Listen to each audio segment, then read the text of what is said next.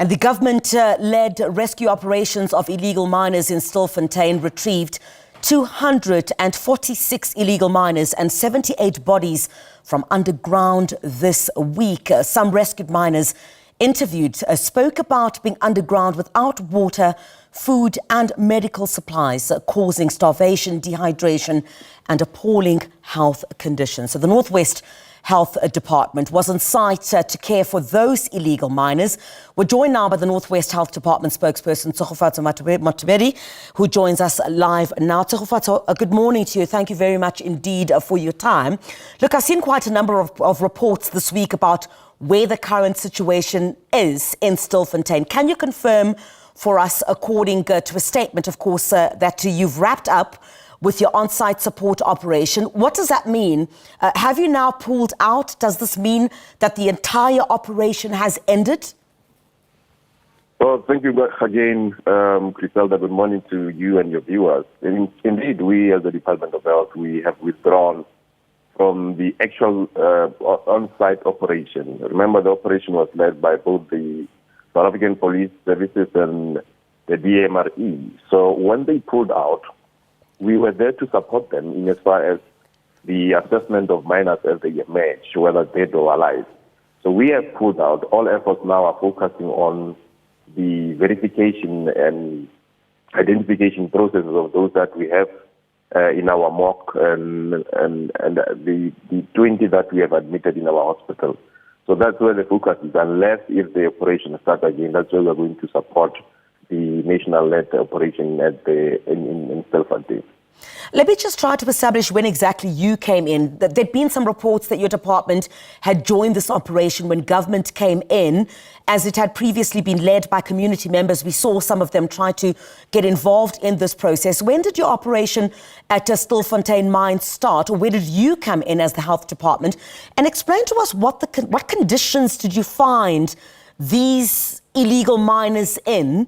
And you spoke about 20 that are currently in hospital. What is their condition, and are they under police guard? Well, we started in the 18th of August last year. That is where that's where we start to account for those that have emerged, about the 1,904 to date.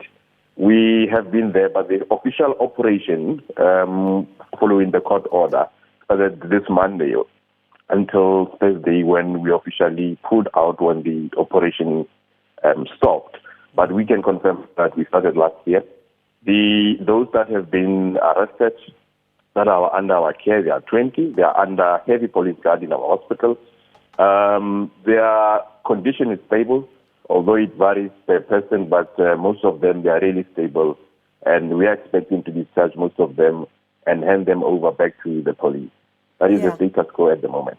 Yeah, Tshegofatso, almost 80 bodies, if my number is correct, have been retrieved. What is the next process then in terms of identifying them? You have touched on that just a little bit. And I mean, some of these miners come from neighboring countries. Who are you working with to identify them? It's going to be a very complex task, given what you've just mentioned now, that most of them are not in our database. They are illegal not only that they are legal mine workers, they are in the country illegally, most of them.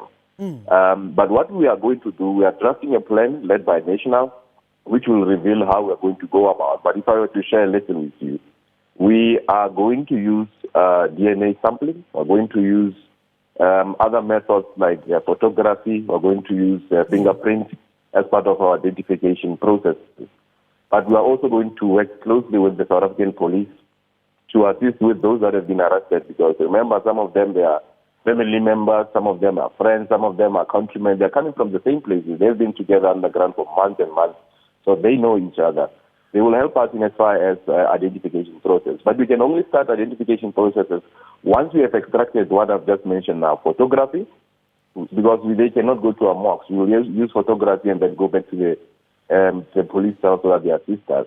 DNA sampling, so once we are done with extracting those important aspects, we'll then start officially with the identification process, because we're going to work closely with the Department of International Relations, we're going to work closely with the Department of Home Affairs, so that we are able to work formally in as far as identifying all these bodies. And we're going to make a painstaking appeal. Once we are done with the DNA collection, we're going to make a painstaking appeal to our residents, those in Makrosana local municipality, and of course those who are in the country, so that they are able to come to our mocks. We'll identify who's where and how we're going to access them, so that they are able to come to our forensic pathology services and identify some of these bodies that are in our care. Yeah, and I guess it begs to ask the question then, who's going to be footing the bill for this identification and repatriation of these bodies? Once a person is under our care, it's us. I mean, we don't normally, every day we collect bodies, either on the street, either in taverns, wherever they are. It's our fiduciary duty as government. Once we have a body, we don't dispose it. We care for it until such time the families are coming to identify them. We have done that in Brett, for instance, in November last year, where we had unidentified bodies that have been under our care for many months, and some of them were there for a year or so. So it's us who are going to have to care for those bodies. And do you anticipate, Tshegofatso, sorry, just to interject there, do you anticipate some backlash on that? Because obviously you've seen a lot of commentary around the fact that this was an illegal activity that was taking place underground.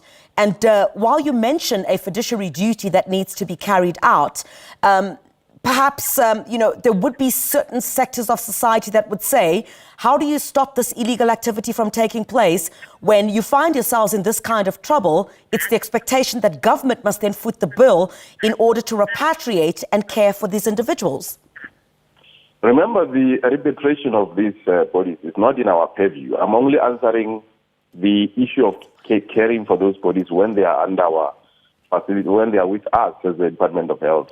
As part of the repatriation, there are other departments that will have to work with us. Like I mentioned, we're going to work with the Department of Home Affairs and the Department of International Relations. Those processes have already started. Once they are underway and already afoot, where the Department of Health will also play its part in as far as taking care of this bodies identification process and verification process. All right, Tshegofatso, thank you very much indeed. We've got so much to cover in our show today, lots of news that is taking place. Thank you very much for affording us the time to speak to you on this ongoing story. That was Northwest Health Department spokesperson Tshegofatso Mothibedi talking to us about what the current situation is in Stilfontein, the process now that is currently taking place at Stilfontein.